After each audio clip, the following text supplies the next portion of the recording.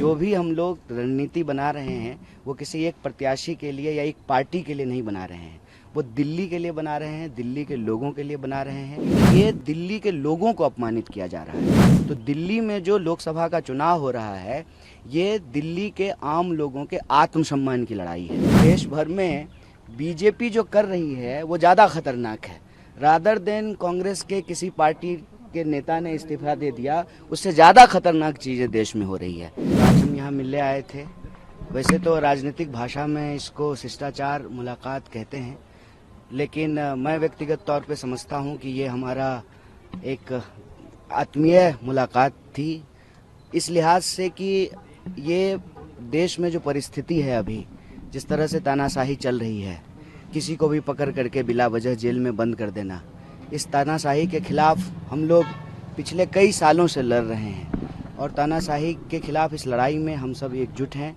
तो उनसे हम ये बात कहने के लिए, उनको बताने के लिए कि इस लड़ाई को हम लोग सब मिल करके लड़ेंगे, एकजुट होकर के लड़ेंगे और देश में संविधान और लोकतंत्र को जिस तरह से समाप्त किया जा रहा है, इसको हम लोग बचाएंगे, संविधान को भी, देश को भी, और इस तानाशाही को ख़त्म करेंगे। चुनाव को लेकर कोई बातचीत हुई, कैंपेन को लेकर खासतौर पे, क्योंकि वो 4 सीटों पे चुनाव प्रचार कर रही है, क्या आपने डिमांड की कि हमारी सीट पे भी आए? क्योंकि नहीं, 4 सीट पे हम चुनाव नहीं लड़ रहे हैं, हम 543 सीट पे चुनाव लड़ रहे हैं।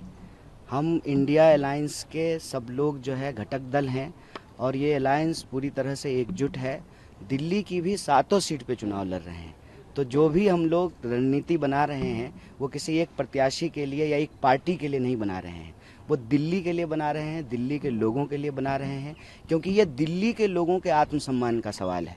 किसी को, एक व्यक्ति को सांसद बनाने का सवाल नहीं है, किसी एक व्यक्ति को प्रधानमंत्री बनाने का सवाल नहीं है, एक पार्टी की सरकार बनाने का सवाल नहीं है।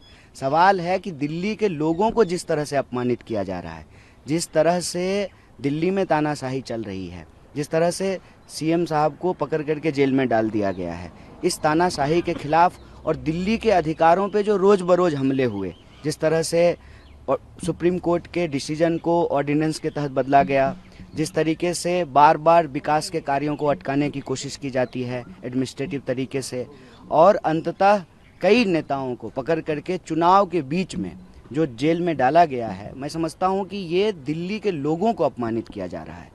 तो दिल्ली में जो लोकसभा का चुनाव हो रहा है, ये दिल्ली के आम लोगों के आत्मसम्मान की लड़ाई है और दिल्ली के ऊपर जो तानाशाही थोपी जा रही है, देश के ऊपर जो तानाशाही थोपी जा रही है, उस तानाशाही के खिलाफ दिल्ली के लोग एकजुट रहें, एक साथ रहें और हम सभी सीटों पर, 7 सीटों पर मिल करके लड़ रहे हैं और मिलकर रणनीति बना रहे हैं। अच्छा, कांग्रेस में भी फूट है आपके नाम को लेकर, लवली छोड़ देते हैं, खत लिखते हैं, आपका नाम भी का भी जिक्र करते हैं, तो इसे आप किस तरीके से देखते हैं? क्योंकि चुनाव के दौरान ये होना तो क्या नुकसान होगा या फिर किस वजह से आप मान रहे हैं? अव्वल तो जो है वो पत्र मुझे नहीं मिला है, अव्वल वो पत्र तो मुझे नहीं मिला है, ना मैंने वो पत्र पढ़ा है।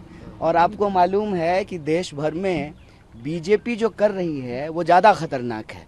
रादर देन कांग्रेस के किसी पार्टी के नेता ने इस्तीफा दे दिया, उससे ज़्यादा खतरनाक चीज़ें देश में हो रही है। हमने देखा कि सूरत में क्या हुआ, हमने देखा कि इंदौर में क्या हुआ, हमने देखा कि खजुराहो में क्या हुआ। मैं तो दिल्ली के लोगों को भी कह रहा हूँ कि आप सौभाग्यशाली हैं, आपके पास मौका है कि आप वोट दे पा रहे हैं, आपके प्रत्याशी टिके हुए हैं, तो आप वोट दीजिए, क्योंकि आपको जो ये वोट देने का अधिकार मिला है, ये आपके पास रहेगा कि नहीं रहेगा, पूरे देश की सूरत जो है वो सूरत जैसी बन जाएगी। इस पर विचार करना चाहिए और इस पर चर्चा करना चाहिए। चुनाव के दौरान पार्टी के भीतर प्रत्याशी को लेकर के या किसी नेता का इस्तीफा होना, ये कोई नई बात नहीं है। नई बात ये है कि प्रत्याशियों को डरा के, धमका के बिठा देना, प्रत्याशियों को अपने साथ मिला लेना और चुनाव ही नहीं होने देना, ये ज़्यादा खतरनाक बात है।